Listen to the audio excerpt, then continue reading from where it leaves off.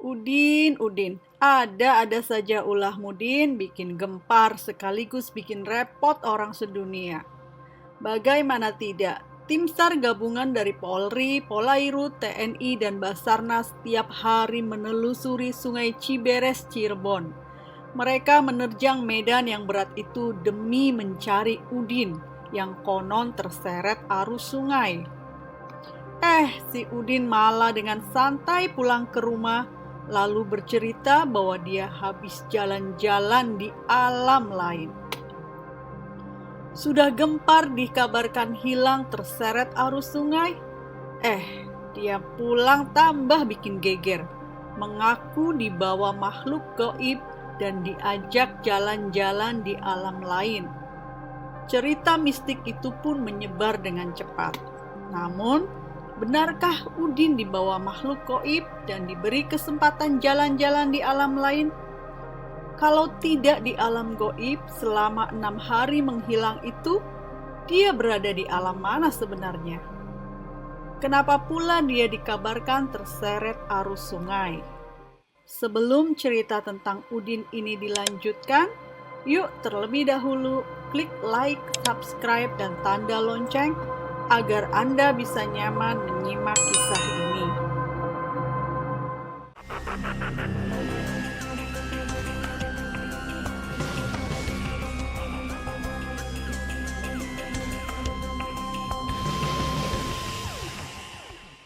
Pagi itu seperti biasanya, sekitar pukul 8.30, Zainuddin bergegas hendak mencari rumput untuk pakan ternak kambingnya. Pria berusia 49 tahun itu pun pamit pada istrinya bahwa ia akan mencari rumput alias ngarit. Tidak ada gelagat aneh, dan barang yang dibawa Udin pun hanya sabit alias arit dan karung untuk membawa rumput. Hingga sore hari Udin tak kunjung pulang. Keluarga dan masyarakat sekitar pun mencarinya, terutama di tempat-tempat biasanya Udin mencari rumput. Namun, di salah satu tempat itu, masyarakat hanya menemukan sandal dan peralatan yang biasa digunakan Udin untuk mencari rumput. Warga menduga Udin jatuh terpleset ke sungai, lalu terbawa arus saat menyabit rumput di pinggiran Sungai Ciberes. Sungai itu tak jauh dari tempat sandal Udin ditemukan. Perangkat Desa Cangkuang, Kecamatan Babakan, Kabupaten Cirebon, kemudian berkoordinasi dengan para pihak tentang warganya yang hilang dan diduga terseret arus sungai. Tim SAR gabungan pun dibentuk dari unsur Basarnas, Polri, TNI, dan Polairut di hari pertama pencarian atau hari kedua setelah Udin hilang. Tim SAR gabungan menerjunkan perahu karet dan mencari dari titik terakhir Udin dilihat hingga sejauh 3 km. Pencarian hari itu nihil. Di hari berikutnya, pencarian dengan menyisir sungai hingga 10 km dari titik terakhir Udin dilihat. Koordinator tim SAR, Syarif, mengatakan bahwa medan Sungai Ciberes sangat berat. Terlebih hujan lebat beberapa hari membuat arus sungai begitu deras dan banyak batang pohon yang terbawa arus menghalangi laju perahu. Di hari keempat pencarian, atau hari kelima setelah Udin hilang, tim SAR fokus melakukan pencarian di sekitar muara sungai, mulai dari Pantai Gebang Kulon hingga Pantai Baro. Namun, hingga sore hari tidak ada tanda-tanda Udin mengambang di air. Besok bila kondisi air sungai surut, tim akan melakukan pencarian di tempat pertama korban hilang dengan mengoyak air menggunakan perahu.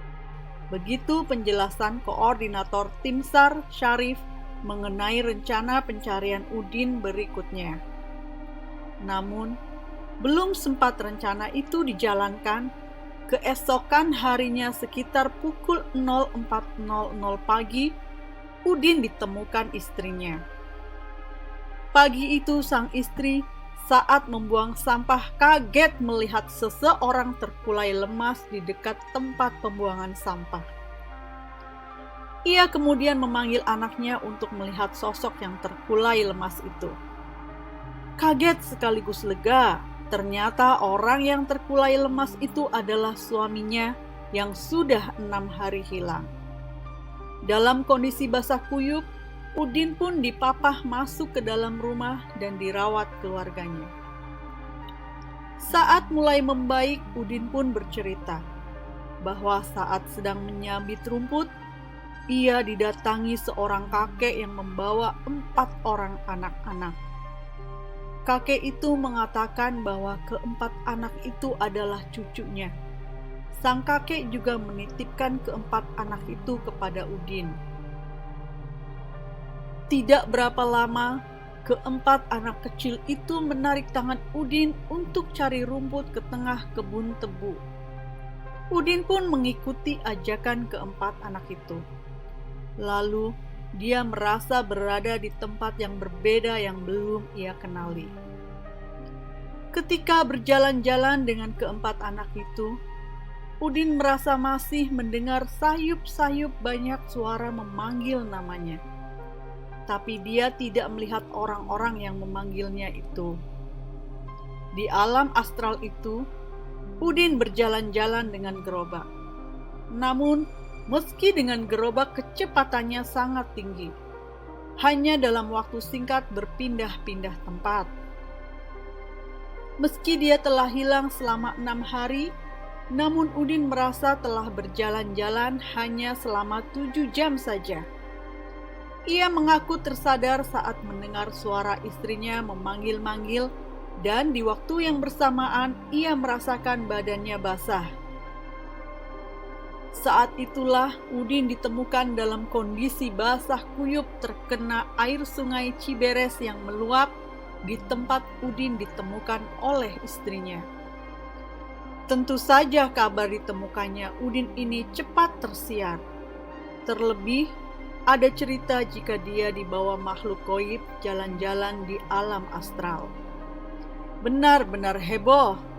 Beberapa orang pun berdatangan ke rumah Udin, ingin melihat sekaligus mendengar langsung kisah jalan-jalan di alam lain itu. Beberapa warga bahkan menguatkan bahwa kejadian seperti Udin ini bukan kali ini saja terjadi. Sebelumnya, sudah 2 kali kejadian serupa, ada warga yang hilang di daerah itu, kemudian kembali setelah diajak jalan di alam astral. Sudah barang tentu kejadian seperti itu banyak yang menganggapnya sebuah kelaziman, namun ada juga yang tidak mempercayainya. Polsek Babakan yang mendengar kabar pulangnya Udin dan cerita tentang jalan-jalan di alam lain, melihat itu sebagai sebuah kejanggalan. 2 hari setelah Udin ditemukan, tepatnya pada tanggal 28 Januari 2025, dan menilai Udin sudah pulih, Polsek Babakan bersama Kepala Desa Cangkuang memanggil Udin ke kantor Kepala Desa untuk dimintai keterangan. Jawaban-jawaban Udin yang tidak sinkron dengan jawaban atas pertanyaan lainnya membuat polisi semakin mencium kejanggalan. Akhirnya, Udin tidak bisa mengelak jika dia telah mengarang cerita soal jalan-jalan ke alam lain. Lantas kemana selama 6 hari dia menghilang? Di depan polisi dia menceritakan semuanya.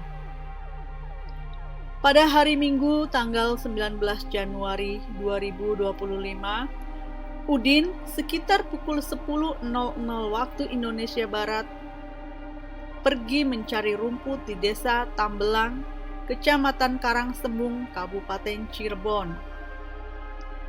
Pada saat yang bersamaan, dia juga berkomunikasi melalui telepon genggam dengan temannya mengenai peluang kerja bangunan di daerah Bekasi. Udin kemudian pulang ke rumah dan berangkat lagi mencari rumput di pinggir sungai Ciberes yang tak jauh dari rumahnya. Namun setelah makan siang, dia berangkat ke Bekasi. Setelah ada kepastian dari temannya mengenai pekerjaan itu, dia sengaja tidak memberitahukan kepada keluarga karena mengaku sedang kesal.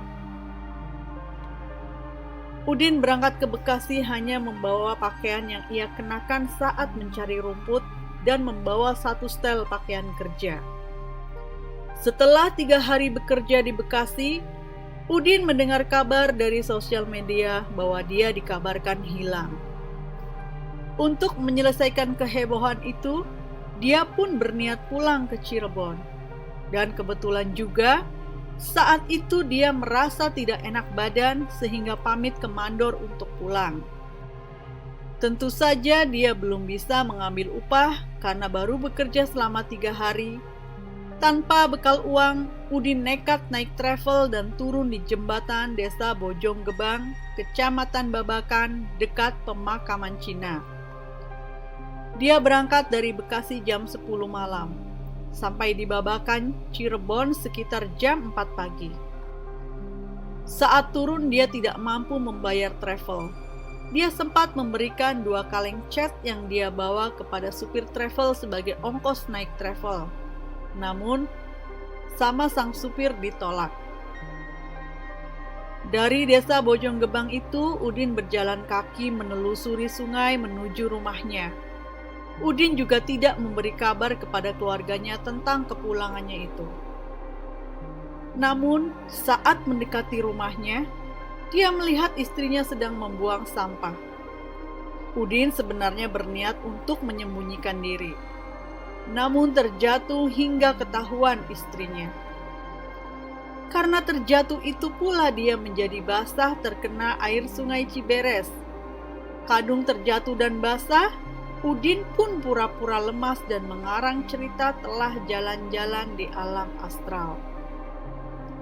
Atas perbuatannya itu, Udin sudah meminta maaf secara terbuka di kantor desa Cangkuang di depan masyarakat, Kepala Desa Cangkuang, dan Kapolsek Babakan.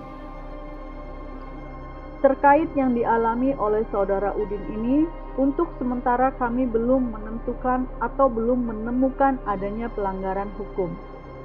Begitu penjelasan Kapolsek Babakan, AKP Sugiharto SH. Polisi sepertinya tidak melihat adanya niat jahat dari Udin atas kebohongan yang dia lakukan. Dia hanya ingin menutupi rasa malu tanpa memperhitungkan dampaknya. Sementara itu, Kuwu Desa Cangkuang, Abdul Qadir Jailani, juga menyambut baik pengakuan serta klarifikasi Udin, karena hal itu bisa menghentikan kegaduhan yang beredar.